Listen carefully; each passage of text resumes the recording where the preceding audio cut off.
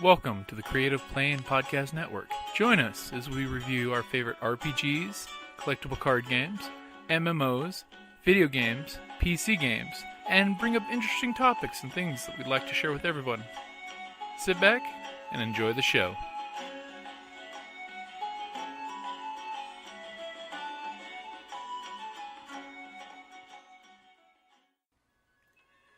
Hi, this is Kelly, aka Trixie from Ragnarok and Roll, a Scion to Ragnarok story, and Tilda Wimblewick from D&D Journey of the 5th Edition.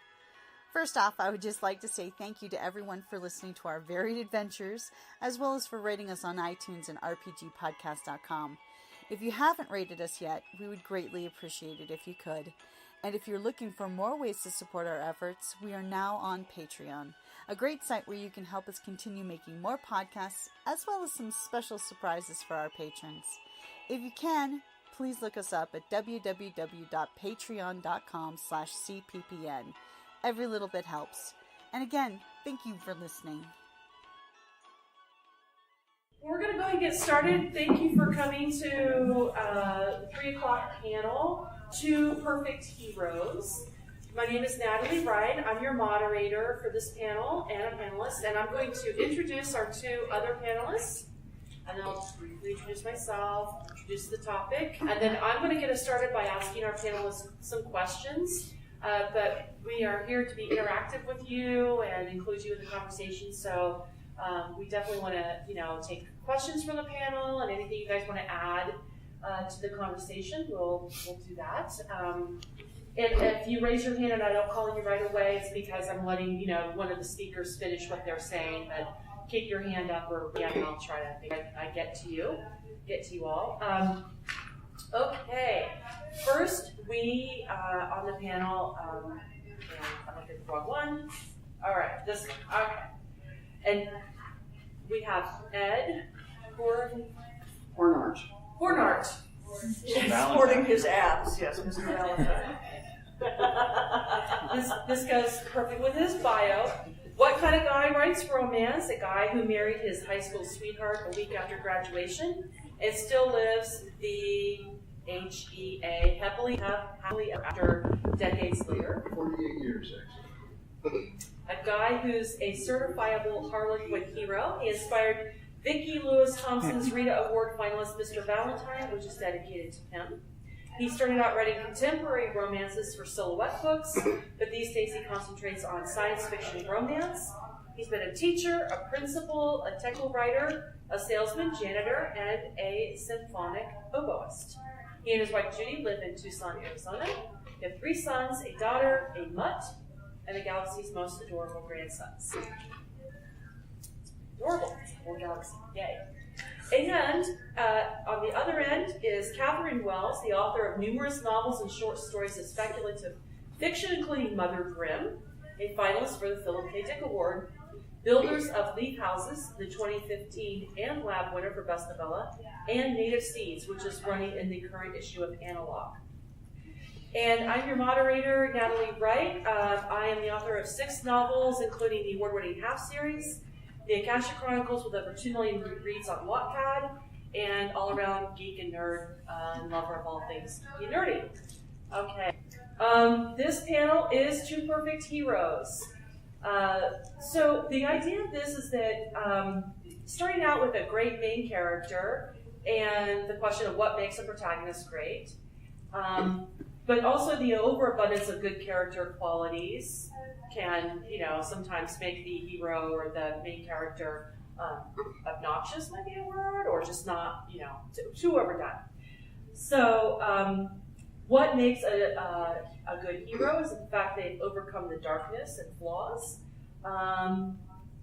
or what. So I think where we maybe should start is with our panelists defining in their own words or your own definition of what you consider to be a great hero, a great protagonist, a great main character, ones that you love maybe, and why. And then we'll also in a little bit talk about your own work and maybe some of your favorite characters you've created, and and why you love them to this day, even though maybe you wrote them a while ago. And how about you? What is for you one of some of your your favorite characters? Well, one that is, to me, too perfect. I know that I am in a minority, and I should not even say this at Comic Con, but Superman. Thank you. He's too OP. Yeah, I mean, the guy's got kryptonite, but nothing else. Nothing else. So it's hard for me to identify with him. To me, someone like Spider-Man, much better. I mean, he's got problems that he has constantly have to overcome, and the conflict, the interior conflict that Spider-Man has, makes him a much better character, in my opinion. Superman has no interior conflict at all. And I'm sorry, I know some people like that. As when I was a young kid, and I was kind of on the short side, and I was younger than most of the other kids, I would have loved to have been Superman. But I don't think he's as good a character, in my opinion. In my own work, the book that I have here, The Trial of Tom Believe, it was my first science fiction book. And I do write science fiction, not just science fiction romance. But this is the first book that I wrote after working for Silhouette Books with their everything has to be a happily ever after and things like that. Well, in this one, you've got a woman who has been framed for an act of terrorism on an alien planet, and the aliens' idea of justice is to have trial by combat between the accused and her supporters, and up to 300 people who are accusing her. Well, she has 300 aliens after her, and one old dude, 4-foot-tall alien supporting her. And this one human, the policeman who arrested her, who just can't tolerate that kind of injustice, follows her along, and he finds himself falling in love with her. Well, she's like 22, and he's nearly 50. They have nothing in common. And when I first started writing it, the feedback that I got on critters.org was that, he's just every space fleet officer you've ever met, nothing distinctive about him. So I had a friend who suffered brain damage in a car accident. So I gave my hero brain damage. So he has, mostly he's fine, but he also has these kind of weirdnesses in him that maybe help me figure out what would be right. So I kind of picture him as Riker with brain damage. And once he had the brain damage, once he had a flaw, once he had something that he had to work to overcome inside, then he became real to me. And Dante Rousseau, I know that name too. He's still one of my best male characters. He's not a typical romantic lead by any means, but I love him. So I think that having some sort of problems to overcome inside and then sometimes leak out can make a character much better than one who's simple. So you need to leave immediately. Just go, because I have been in love with Superman since I was like 4, and I don't care. He's perfect to me. But I knew that some people. I'm talking Superman from the 1950s and 60s was my Superman, and I shipped him with one woman, and it was all happily ever after. It was just great fun for a 4, 5, 6-year-old girl. So I loved it. But I'd like to start by sharing a little anecdote about when I was in college. And I'd been writing short stories since I was like 10. And I, was convinced I wanted to be a writer, but you didn't major in writing at the college I went to. There was no curriculum for that. You could major in English, or you could major in theater. So I was a theater major, therefore the theater professor, was my advisor. And so I had shown him some of my short stories to get some feedback. And his comment was, you know exactly what your character is going to do every step of the way. I thought, Well, of course. I know exactly, and give any situation, I know exactly how that. It didn't occur to me that was a problem. So many years later, I have figured out that your characters need to have to make choices and to have different options that they struggle with. And to me, what makes a great character is they have conflict. Something I learned in my theater session, we were talking about script writing and all the wonderful things you learn there. The first thing you learn is that conflict is drama.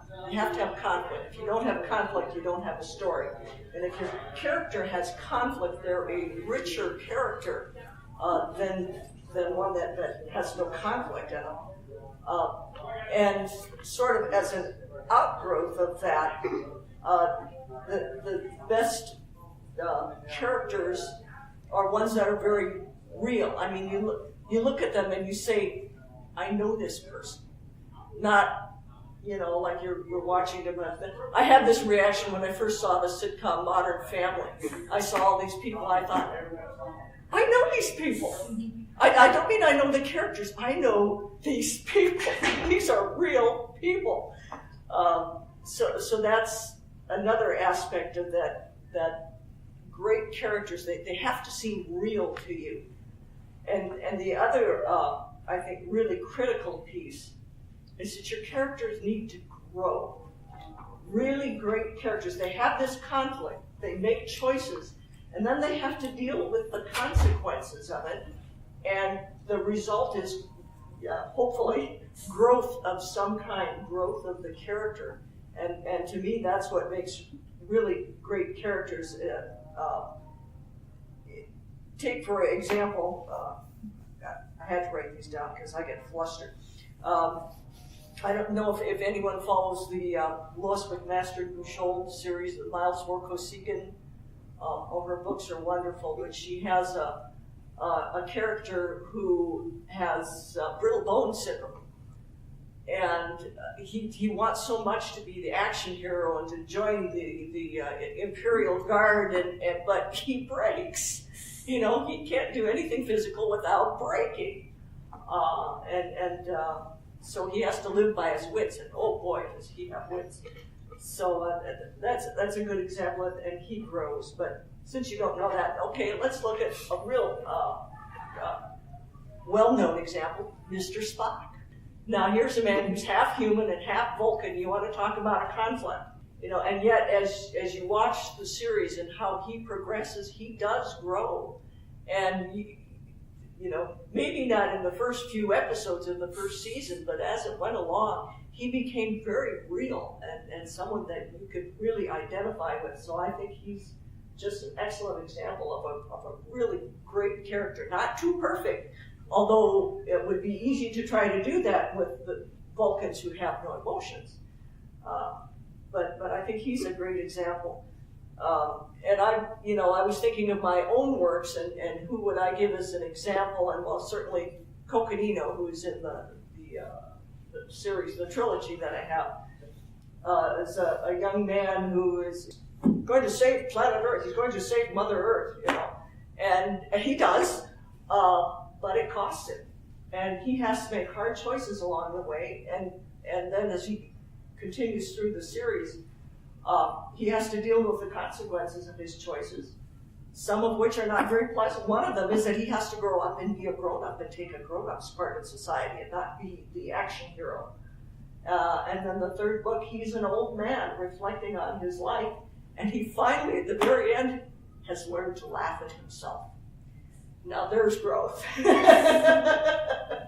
From Bruce Willis to being able to laugh at yourself. So he's a good example, I think, of a character that really evolves and grows and is not too perfect. As you guys were talking, I was thinking about how, in a way, it seems like but whether a character is one that it resonates or not, sometimes it's very subjective. Oh, yeah. As opposed to objective. I mean, you guys, I take it you guys differ on Superman. Is that? Yes, I'm with you. I like Superman. I'm with you. Right. I think he's a too perfect hero. I'm Spider-Man all the way. So. I just think that's really interesting because I find that a lot. Like, I'll love a character, and then a friend of mine that maybe has read the book or seen the movie or played the game is like, they don't like them, and vice versa. So it's hard to define, I guess. But maybe a lot of it gets to whether you relate to the character at all. And I think, so I'm glad you brought up Spock, because that's what I was thinking when you were saying that I think why so many people love Spock is because, oddly, he's the most human sometimes, Yes. where we really empathize with him and some of his struggles. And I think that's a big piece of whether or not a character is great, is whether we can empathize with the character, whether it's a dog, a car, a robot like Wall-E, or other kind of robots. We humans empathize with them. My favorite character that I've created, I've had some I struggled with. I write in multiple points of view. I'm aliens, I'm young, I'm old, I'm girl, I'm female, I'm gay, I'm straight. I'm a lot of different things through my characters. All of them hard, but the one that's been the most satisfying is writing the alien human hybrid and his arc of really trying to deny, because of his training, his humanity, his human side, being trained and genetically engineered to be a weapon, therefore not being empathetic, to one that could make the ultimate sacrifice out of love. So, and the arc of that, and the poor guy, I tortured the snot out of him over 300,000 words. So, seeing how he related to that and going through that with him was a lot of fun as a writer. And I think at the end of the day, a lot of my readers sympathize most with him, who is the kind of more like the Spockian character through that. So, do you guys have anything else to add to like the ideas of what for you makes a character that you really like and enjoy? Also, maybe let's get into characters you love to hate. Because I think our modern media, we were just talking about this before the panel even started, that we have more anti-heroes, more like, quote, bad guys that are actually like people's favorites, whether it be Loki or right now I can't remember the guy's name from Breaking Bad. Someone. Walter White. Thank you, Walter White. We have Deadpool. I mean, characters that in the 1950s you would not have had them as like a main character. Do you guys have any comments about any of that? Well, you were talking about Spock, and I think that one of the things to me that makes Spock more human, as you mentioned, is that things aren't always easy for him. I mean, a lot of stuff is just totally easy for him. But when it comes to anything dealing with emotions, then he really has to think about it, he has to work at it. And let's face it, a lot of us real human beings, I assume you're both real,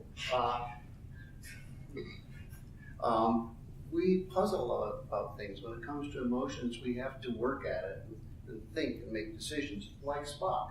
And I would dare say that Captain Kirk doesn't spend too much time thinking about these things. So he's the anti-Spock in that regard. Yeah. Sheldon is a great, I guess, modern example of that idea, right? Of that same. Yes. Yeah, and he's really lovable, even though he's totally awful. He's really awful. Yeah, Catherine. Well, to get back to some of the characteristics that I really value in a character when I'm reading or watching a movie, and what I try to instill in my characters and my central characters, they have to have core values of some kind. Even if they're aliens or if they're from a different culture, earthbound culture or an alien culture, they have to have something that they believe in.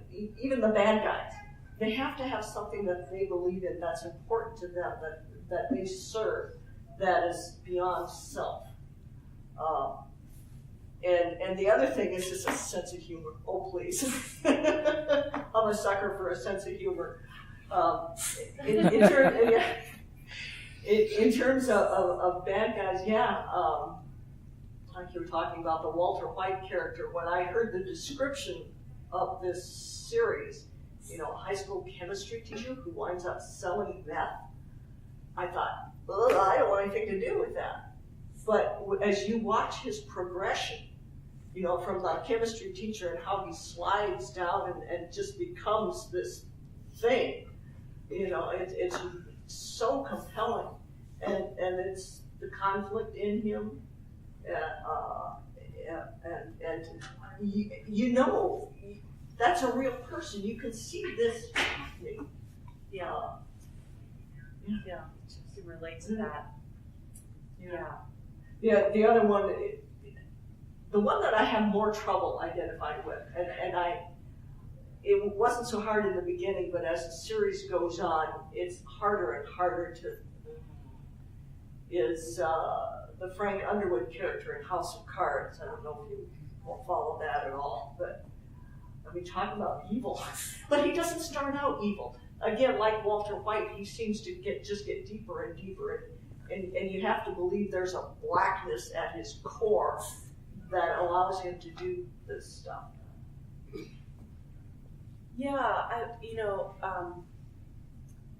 like I was thinking about anti-heroes that are heroes, like the loner character. I mean, a classic anti-hero, I can't even think of the guy's name right now, but in the spaghetti western, Clint Eastwood and The Good, the Bad, and the Ugly. Mm-hmm. Thank you. That's why you couldn't think of Because he literally has her name. Yes. So, that character I think is a classic anti-hero, terrible guy in terms of his actions. But then he makes a choice that we can relate to, which is in that moment deciding to help save the town from even worse people that maybe don't have a moral core. So I guess he has some kind of a moral core, and I'm just wondering if that's where the Underwood character is falling flat for you. Is at a certain point. Yeah, at a certain point. Like if he's like Cersei Lannister. I mean, for a really long time, you can say, okay, but she just loves her children. Gosh darn it, she loves her family, so she's doing it all for her family. And even though you love to hate her, you're kind of still with her because at some point you think she could have some redemption someday because she loves her family. And then all her kids die, and don't tell me what happens because I haven't finished the last season. But I'm like, where is she going to go from here? Now is she just completely evil? Because she's starting, I guess, she's starting to lose me. I'm starting to lose that with that. Yeah, and I think the issue that you mentioned about the moral core. If you look at a lot of those characters, like with Game of Thrones or any of the major characters that you've been talking about, it isn't necessarily their morality that's in question, because like you said, she loves her children. Lots of people love their children. Lots of people don't go out and do the things that she does. Right. So it becomes more about the behaviors and the actions that she takes in terms of that. So some of the core morality may not be the issue, but how it builds from there is whether it, Philip Zimbardo talks about this path that we take is either a hero or a villain in social psychology, and a lot of it stems from that. So the core isn't necessarily the problem, but behaviorally how they stem from these stories, getting there. So with, like you said, with good intentions, and it turns out drastically different or evil. Good intentions but bad decisions. Yeah, the scariest bad guys, the most chilling bad guys, are the ones with good intentions. Mm-hmm. In Mother Grimm, which is the book that was Philip K. Dick finalist, the bad guy he's doing this for the good of his city that he lives in. This is all for their improvement. Now, it takes away the individual rights and choices of an individual, and he lives very comfortably along the way too, because that's just one of the perks of the job. But in his mind, he is saving the people that he's living with. Think the Spanish Inquisition. Yeah. Right. Oh, Yeah. I'm going to save you if I have to kill you. Yeah. Well, Star Wars, Emperor Palpatine. I mean, there's a whole way you can look at that. Absolutely. People, have written about that and talked about it, that from his perspective, he's the good guy and the rebels are the villains. And you can totally, I think, watch it and look at it in that exact way. And I think it's exactly what you guys are talking about, because he's saving the Empire. it's one thing that I have heard, and I've always tried to keep it in mind when I write a bad guy, is that the villains are always the hero of their own story.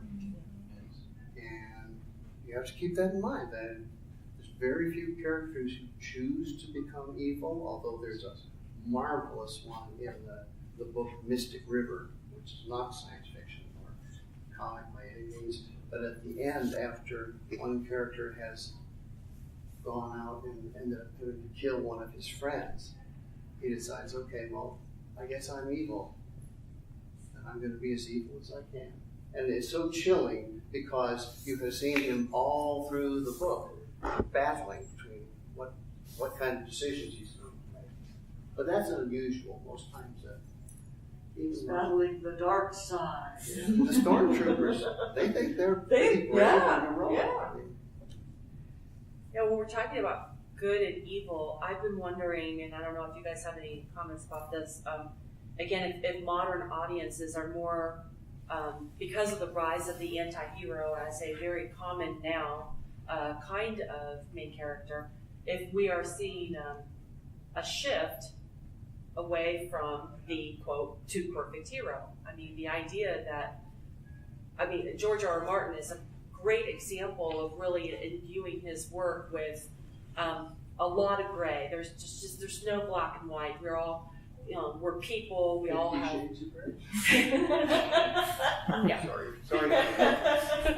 Yeah. So is there a shift away from the too perfect heroes? So now we really, as modern audiences, want to see. There's kind of a pendulum in literature in that regard, because the anti-hero really came up in, was it the 20s or the 30s, where the characters, the whole, the Western, and the tough cowboy, like you were talking about, Clint Eastwood film, and that anti-hero, and then it went away from that for a while, and now it's coming back again, and so I think it's kind of a natural ebb and flow in literature, and it most likely is reflective of the society at the time.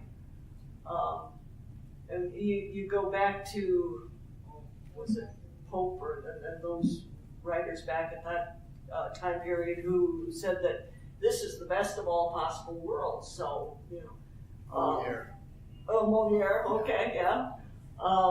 And then, things go south and we get away from that. This can't possibly be the best, the crash of the it was after the 1895 or something. Anyway, big economic crash, and the literature reflected that a less optimistic point of view, and then it came back again, and then as the 30s, and then things kind of got dismal again, and then in the 50s, on top of the world, we defeated the Nazis, we can do anything, we're going to go into space. And then the 60s with all the social turmoil. So I think very much the prominence of the anti-hero in our literature probably reflects societal attitudes at the time. I would agree with that. You just look at our society right now. We do not idolize our celebrity heroes. We look for their flaws. If we just delve deep enough, maybe they would harass women or something like that. There's got to be something wrong with them. You mean we like, through our social media and media, we like to look at the dirty laundry? Yes. I think we've always liked that, though, right? Think about Marie Antoinette, and it was like, all of the salacious, they had like body cartoons of her and stuff, like anything negative they could find about her, they would like put it in they had naughty cartoons of pornography of her and stuff, to really, like spread around the rumors of her bad deeds.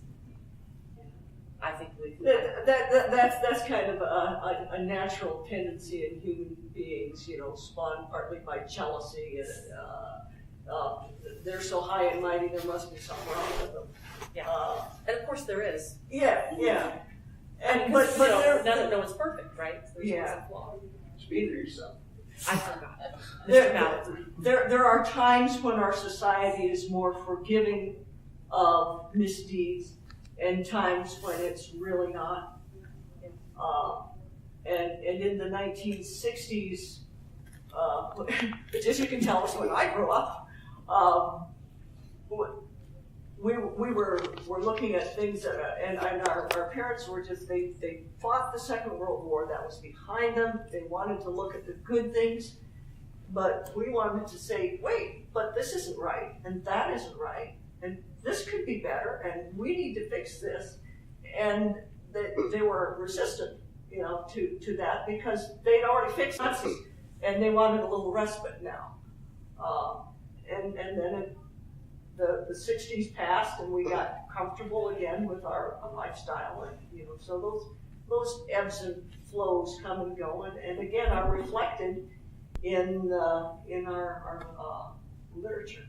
I sort of wonder whether that's ever going to ebb and flow again, because now that we have social media and everyone can find a million people online who shares their own hatreds and things like that, I don't think we can put the genie back in the bottle, or at least I don't know. I think that any person who would kind of be a hero is going to have such an underground resistance to them. I don't know. It's hard for me to imagine someone really emerging as an accepted national hero. You mean in real life? Real life, yes, real life. But in fiction, we can still create them. We can, yes, that maybe gives us even more reason to read fiction or to get into superheroes. You don't have that conflict about. Maybe that's why superheroes are such a big thing in the movie theaters these days. Yeah. Well, there's so much about superheroes that makes them great. One is that they tend to follow archetypes that, Campbell and the Jungian archetypes and things like that. It's just, they're fabulous at that. And it's kind of like the modern mythology. I mean, some of them are mythological, like Thor is old school mythology, revamped into a modern form, Wonder Woman, same. And then because they are so ancient, really, in terms of our psyche, we relate to them for that reason. One of the reasons why I like Thor is because he's not perfect, so I like Superman, but also, I don't know, the Viking in me, the Norse blood in me, probably just, I love Thor. And my husband thinks there's a child present. Because a word that gives with the D and is the E. And he just can't stand Thor. So back to our, but I don't know, I probably love him because of the archetype that he is, the Norse guy. And archetypes are wonderful to work with because they often have built in the qualities that we seek in great heroes, in terms of making mistakes, having conflict. But you have to be careful as a writer not to rely too heavily on the archetype, because you have to individualize it and give them brain damage. Yes, right. and you need to adapt them to their surroundings and so forth. Right. So that leads me to one of the last questions I have, and then definitely we want to open up to questions. I know that this could be a whole panel in itself, but just maybe a few ideas about what you do in terms of your own character creation. Ed, you talked about this a little bit in terms of that one character giving them a flaw, but what kind of process or what do you do when you're creating, particularly your main characters? Well, in my book I have coming out December 4th, Rescuing Prince Charming, it's part of a series, and the hero of Rescuing Prince Charming was in a previous book. He had a secondary role. He was disgraced totally when he's an alien prince, and he was going to marry this American woman who then jilted him for a petty thief who kidnapped her. And for a prince, this was an unbearable disgrace. So I brought him back as a hero. How is he going to overcome this very public disgrace that he was dealt? So I chose him very specifically for his flaw, or the wound in his past. Catherine. I have a hard time describing the process of how I create my characters because it's very organic. And usually what happens is I'll start to work with a character and then something will happen to him or an idea will come to me that just, it's like, oh, that makes everything work. It's not like I planned it. And I frequently, when I'm writing a novel, I'll be 5 chapters in and go, oh wait, I know what has to happen. And I have to go back to the beginning and rewrite the whole thing to set it up so that this is, part of, so the characters, there's a wonderful play called 6 Characters in Search of an Author, in which this man is haunted by these characters that he wrote that have become so real that they kind of follow him around in his daily life and bother him. And that's really what happens in my character development is one day the character will turn around and talk to me, say, no, this is... I have a degree in psychology. Don't you think that? Yeah. Imaginary people talk. Imaginary people talk. I know. And I had my older daughter is also a writer. She's been one of my best editors since she was 12. But she, as she struggled through her own growth as a writer, and I had been telling her about this, the characters will talk to you, and she came to me one day and said, "You're right. they talk to you." But I've been struggling with an idea for a novel that I want to do with a character who's certainly not perfect, because in the end he finds out he is the cause of his own downfall. It's an Oedipus Rex kind of a thing. But I didn't really know much about him until he told me his name was Link, and I thought, he's black.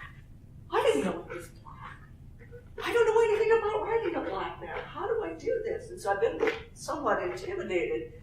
And then it was help when the secondary character showed up. He's the alien, and I haven't got a physical description on him yet, but he's kind of like passive aggressive, and he keeps sniping at the other guy. And then now the tension between them is building, and we're gonna. They're not there yet. I'm not ready to write the novel yet. But this is just part of the growth process when I create characters, is you have to kind of put them in a situation and see what are you going to do now? And let's see how they act and how they interact, and then you get and you go back to the beginning and rewrite the whole book after that point. Yeah, for me, when I wrote my first novel, I will admit I didn't do a whole lot, I don't think, with really thinking through the characters in a major way. Yeah. I thought that I did at the time, but I was probably more engaged with creating a plot. And I got to the end and I was like, oh my God! Because I could make a beginning, a middle, and an end, and I thought it was amazing. And then you write another one and you're like, oh, I wasn't a writing god. I was kind of like, a writing toddler, kind of thing. And so the more I write, I would say the more, I don't know if you guys can relate to this, the more I actually spend on time on character and less on plot. And at this point, I would say I don't even plot really hardly at all, other than to say I have a beginning, a middle, and an end in my brain of where I want it to go. And then I spend a lot of time working with creating characters and trying to give them all a distinct voice, so they're not all homogenous. And I have to have a name. So I've been working for 6 months on a new project, and I couldn't really get anywhere because I didn't have a name. I don't know if you've ever had that happen before, but until I had a name for her, I am pinning the crap out of this. I've got a pin board like with 1,000 pins on it. I know what she looks like. I know what she eats for breakfast. I know all that. But I felt like I couldn't really know her because I didn't have a name. Yeah. And as soon as I gave her a name, then 2 brothers showed up. Yes. And although I have 4 siblings, it's really about her and her 2 brothers. And this spine of their relationships forms the whole crux and basis of the book, is most of the conflict. I have 2 sisters, so it's really the 3 of us. Only she's got 2 brothers because this works out better for the book. So Quinn and her 2 brothers, and her middle brother, much like my own middle sister. I hope it's the one to hate me. My sister was my villain growing up. My poor sister. She, I love her now, but growing up, she tormented the crap out of me. So you've gotten your revenge. Yeah, I will get finally after 50 years, I'm going to get my revenge and write her as the nemesis of my character in a novel. But yeah, for me, at this point in my writing, working on the 7th novel, and I'm sure you guys have written a lot more, I just really now feel like the characters are everything, and the world and the plot come after the character. Once I know the characters, everything else then falls into place around them as to who she is and her arc. And I'm going to write a revenge story, which I've never written before. All this is great information. I know all this is. So I'll say no more. But I've never. That'll be a challenge because I think revenge characters. I was thinking about Arya a lot, and I love Arya Stark, but she's on a revenge path, and that can be, I think, tricky because they can be really unlikable. Right, as a character, we could begin to unlike a person who's only bent on revenge. I think for me, because I love, Arya was one of my favorite characters from the beginning, toward the end, as far as where they're at now, I won't spoil anything. She has become more likable for me again, but it's not that her character became unlikable in terms of I disliked her as a revenge character. What became unlikable for me is there was a moment where, for me, her story became stale because she was so myopic. She was so revenge. Yes. And there wasn't a depth to her character. They didn't keep that depth. I feel like, again, they brought that depth back as the story has progressed, but there was a moment where I was like, I liked her so much in the beginning, and now I just feel like stale with her, and that was actually really upsetting for me because it was like grieving the loss of a favorite character, even though she was actually still in the story. That she was actually one that hadn't died.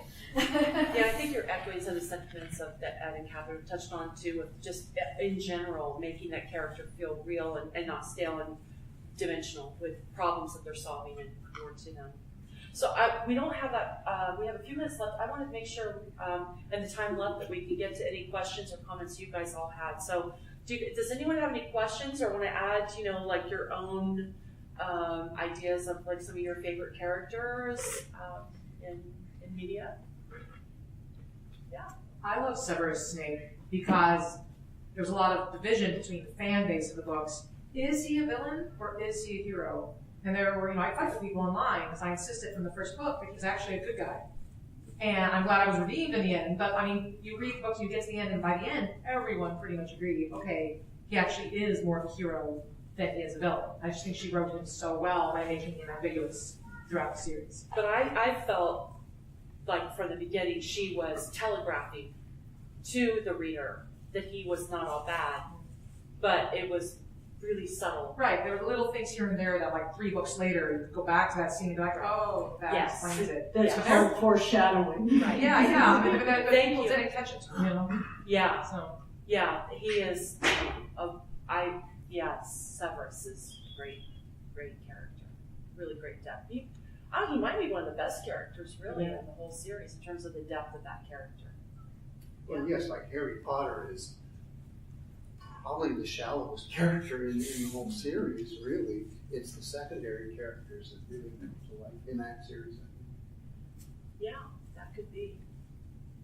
Yeah, they need to evolve. Really great characters evolve. Whether they evolve upward or downward, they evolve. They change. They are affected by the choices they make. There's also, I'm thinking like Snape and Dumbledore both also though have this really rich backstory that is revealed slowly and we don't even necessarily know, but it's there. Right. And so there's a depth to them and their motivations behind the scenes. Yeah. So she's written a whole lot, I'm sure. I'm sure she wrote, you know what I'm saying? Like, she knows everything about Albus Dumbledore up to the point where we first see him that we, as the reader, don't know, but that depth is there somehow, and we feel it because he's real to her. And I think it's another thing we've touched on. I think characters, when, as the writer, when they begin to feel real to you as the writer, they're talking in your head. See, when they talk to You start to walk like them. You start to think about them. Your family comes home, you're like, what are you doing here? Because they don't belong in the world you're living in. I do that. What do you mean it's spring? It was winter in the book I was writing. Yeah. So there was another hand over here. Okay. Yeah. So in terms of the technical side for writing it, obviously we're talking about heroes that are too good, and we touched a little bit on villains can be too evil. From the writing side, is it easier or harder to fall into the trap of a too good hero or a too evil villain? And how do you avoid that? I personally, as a writer and as a reader of manuscripts, I find that the villain, even just do that word, it tends to be, people tend to write very stereotypical, shallow antagonists, villains, bad guys. They're just like evil. And I think I am seeing more progress with writers, and I think, definitely something that modern audiences want to see better villains. Cruella de Vil is just an evil woman that wants to kill puppies. I mean, my gosh, how much more just blatantly evil could you be? She's a Catwoman. That's a pretty. I think she's an example of a pretty shallow villain, right? I mean, it's tempting as a writer to just fall back on that because it's so easy to do. Right. They're just evil. And we as people like to fall back on our prejudices and say, well, he voted for so-and-so, he's a bad person. No. We have different opinions. I think that too, that like I've lost my train of thought. Sorry. It's over there.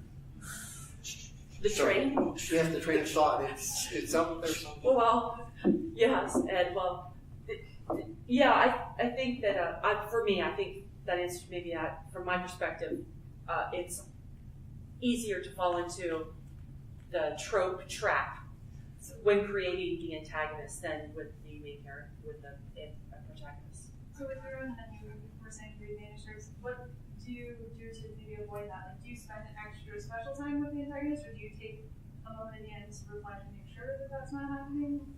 So if you're going to write a really good antagonist, I think how you work on that is creating the exact same way you write your main character. And some of our most satisfying literature, I think, is the ones where the antagonist and protagonist, again, if you reverse it, it could be their story. Yes. You could imagine that in another story, in another book, there is a whole story to that person. You still need to know why they're doing it. Right. So, just as an example of what we've been talking about, in Beyond the Gates, I have characters. There's a competition between two scholars. So we're not talking evil, but there's the one that's with the central character, and there's the one who's racing against them. And so you have the good scholar and the bad scholar, and partway through, they reverse. So you have to have enough depth to your characters.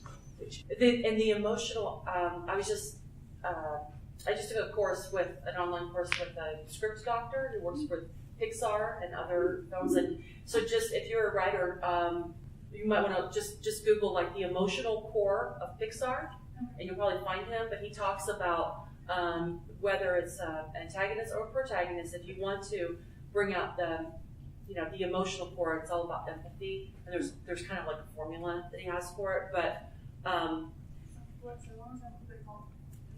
I can't, the emotional core of Pixar, and that is helpful, I think. Just, it's very quick, way of looking at empathy. So Commander Sturgis is maybe she's good, maybe she's bad. We don't know. She's the antagonist of book 1.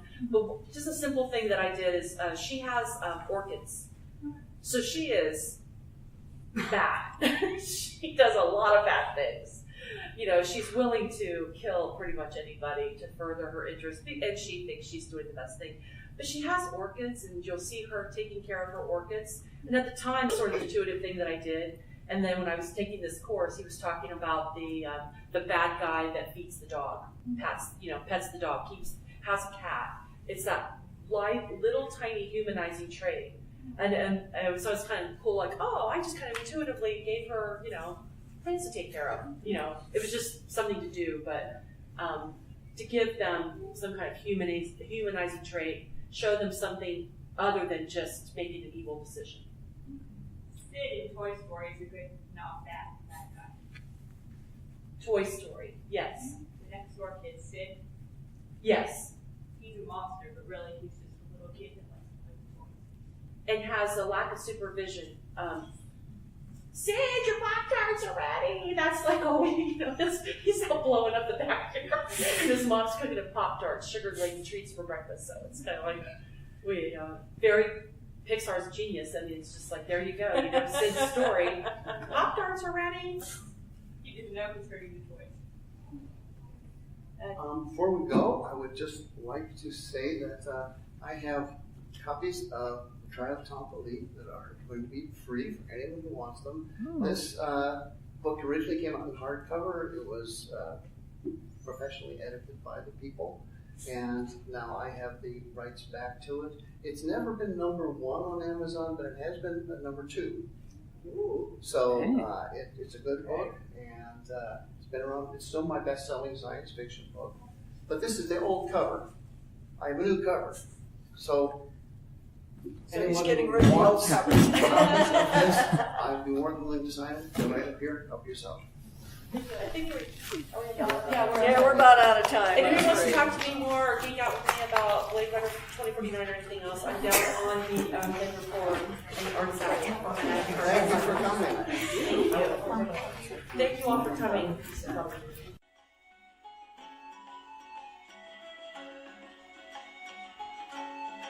Thank you for listening to the Creative Play and Podcast Network. And feel free to enjoy our other shows, such as D&D Journey of the 5th Edition, and Scion Ragnarok and Roll, a Scion hero to Ragnarok story. Thank you for listening.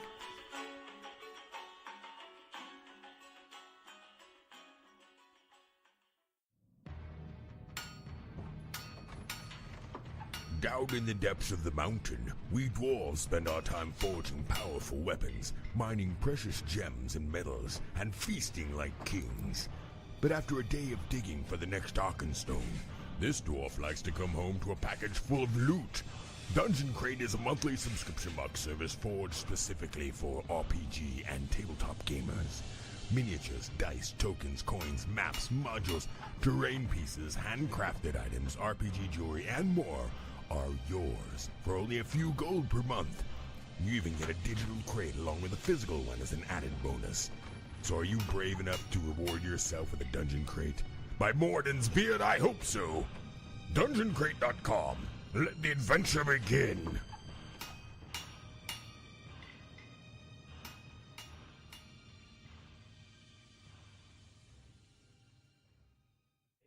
Hey, let's see if we can find Catherine Wells and see if she's got some books. And then we realized, Like, she must have a booth. I saw other people with books and booths That's one of the books. are you guys doing the Panelists here perfect here? Yes. That's fine. Yeah, That is since fabulous. Hemingway book there. I'm actually going to talk about that one. Oh, This okay. panel. So. I'm actually going to talk about that one. It's the old cover. Have this one? Yes, you may have that one, please. Wow. I can see why they were messing up your name. Is it Hornet? Hornard. Hornet. Or Okay. Hornard. Depends which branch of the family. But the Belgian is Hornard.